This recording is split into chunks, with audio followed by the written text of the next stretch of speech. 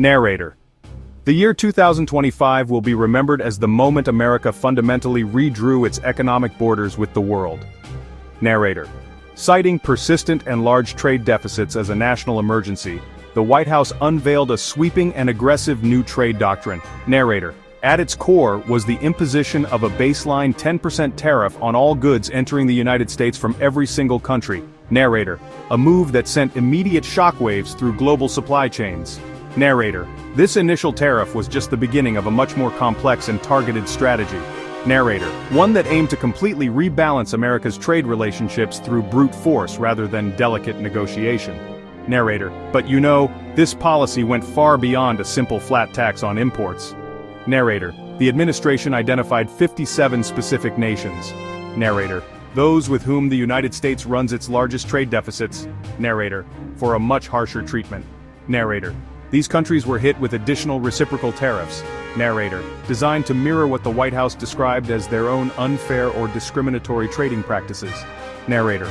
The rates of these punitive tariffs were not uniform, they were individually calibrated. Narrator. Climbing from a relatively modest 11%. Narrator. To a staggering 50% for certain nations.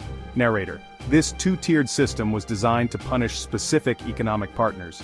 Narrator. Adding another layer to this protectionist fortress, the administration took a decisive step to close a long-standing loophole in American trade law. Narrator. On July 30, 2025, an executive order was signed, Narrator, that completely eliminated the de minimis exemption for all countries. Narrator. Previously, this rule allowed small-value shipments to enter the United States without facing customs duties or taxes. Narrator. Typically those under $800. Narrator. Its termination, effective August 29, 2025, meant that every single package, regardless of its value or origin, would now require full customs clearance. Narrator, and be subject to all applicable tariffs. In the wake of America's new tariff wall, the global response was swift and varied, but a core group of 7 nations emerged with the most significant and defiant reactions. These countries faced steep new costs to access the world's largest consumer market. They did not simply absorb the financial blow, instead, they took concrete actions, signaling a major realignment with the United States. While cutting off suggests total stoppage, the reality was more nuanced, involving a strategic reduction of exports, a pivot to new markets. Germany, France, Japan, South Korea, Mexico, India, Brazil. Germany, France, Japan, and South Korea, manufacturing and tech powerhouses, began diverting exports to Asia and Africa. Mexico launched retaliatory measures and opened talks to strengthen ties with South America, India, Brazil. The reasons ran deeper than retaliation. Many saw the tariffs as an affront to sovereignty and a breach of WTO norms. Canada, America's closest ally and one of its largest trading partners, found itself in a particularly precarious position. The trade war had hit the nation hard. It began on February 1, 2025. The U.S. imposed a sweeping 25% tariff on most Canadian goods, and a 10% tariff on crucial oil and energy products. Ottawa responded in kind, levying retaliatory tariffs, targeting $20.6 billion worth of American imports. The conflict sparked a rally-around-the-flag effect in Canada. Public sentiment hardened against what was seen as an aggressive attack on Canadian sovereignty. The economic pain, however, was undeniable. The government had to navigate between defiance and de-escalation. In a move that surprised many, Canada announced a significant policy shift. Effective September 1, 2025, Prime Minister Carney's government declared it would drop many of its retaliatory tariffs against the United States. The decision was framed as a reciprocal gesture, made to align with U.S. exemptions for goods under the U.S.-Mexico-Canada Agreement. The Prime Minister said the two nations had successfully re-established free trade for the vast majority of our goods. It was a strategic concession aimed at preserving the core benefits of North American trade.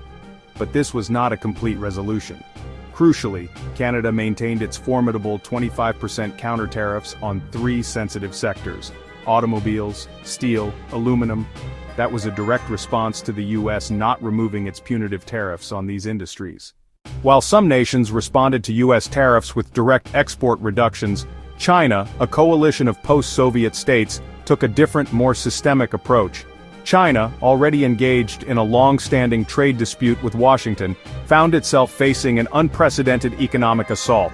Following a breakdown in negotiations, the United States escalated its measures dramatically. On top of the 10% baseline tariff and a 20% reciprocal tariff, an additional 115% tariff was imposed, bringing the total effective tariff rate on most Chinese imports to a staggering 145% as of November 12, 2025. This move was designed to be crippling, making Chinese goods prohibitively expensive for American consumers and businesses. Faced with such a massive barrier, China's response was not to formally halt all exports, which would have been economically devastating for its own manufacturing sector. Instead, the punitive tariff acts as a de facto blockade, causing a natural and catastrophic drop in trade volumes.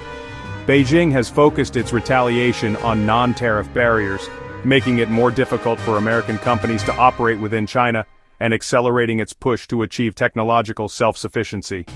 China has been aggressively seeking to expand its trade relationships through its Belt and Road Initiative, creating alternative markets for its goods and reducing its long-term dependence on American consumers.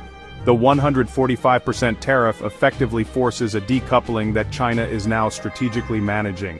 Meanwhile, a different kind of challenge to American economic power emerged from the Commonwealth of Independent States. A group of 11 of these nations, including Russia, announced a coordinated plan to reduce their reliance on the U.S. dollar for international transactions. This was not a move to stop exporting to the United States, but rather a fundamental challenge to the dollar's status as the world's primary reserve currency. The plan involves a phased transition, beginning in mid-2025, toward using their own local currencies for trade among themselves. The cumulative impact of America's tariff strategy and the ensuing global retaliation has cast a long shadow over the world economy. Forecasters at the World Trade Organization and other international bodies have issued stark warnings about the health of global commerce. Initial projections for 2025 already pointed to a modest 0.2% decline in world merchandise trade, a concerning figure on its own. However, these forecasts came with a severe caveat. If the trade policy uncertainty and escalating tariff measures led by the United States continued, the world could be facing a much more severe contraction. The most pessimistic scenarios now warn of a potential 1.5% shrink in global trade for the year.